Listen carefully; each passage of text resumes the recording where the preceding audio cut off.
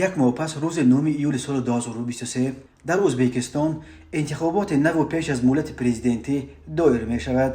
این معرکه از 9 ماه آغاز گرفت و از 7 ماه 4 نامزدی که ثبت نام شدند به انتخابات راه یافتند و به کارهای تبلیغاتیشان سر کردند.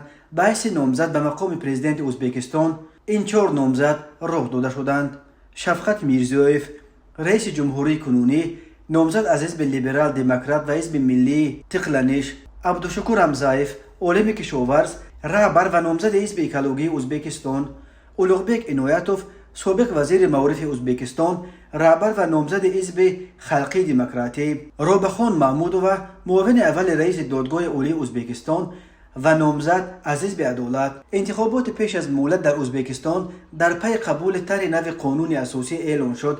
طرح نو قانون اساسی یک دوره پرزیدنتی را از 5 تا 7 سال بالا برد. همچنین در پی به اجرا در آمدن قانون اساسی نو، همه دوره‌های قبلی ریاست پرزیدنت کنونی کشور میرزیویف که در انتخابات‌های سال 2016-2020 غالب آمده بود بیکار شدند و او حق پیشبری نامزدیش برای باز 2 دوره 7 ساله پرزیدنتی را به دست آورد.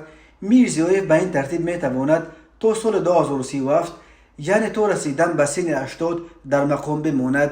اگر تا آن وقت یگان اتفاق دیگر رخ ندهد یا او با دیگر باره تغییر دادن قانون اساسی زمان ریاستش را باز تمدید نکند، یگانه نامزد برای مردم آشنا در بین همه 4 نامزد ثبت نام شده البته میرزیویف است که اینک 7 سال باز بر ازبکستان رهبری میکند. میرزیویف 66 سال دارد. او سال 1957 در ناحیه زامن ولایت جیزخ در خانواده مهاجران از دهه یختن ناحیه غونچی یا حالا دیوشتیچ واقع در شمال تاجیکستان به دنیا آمده است.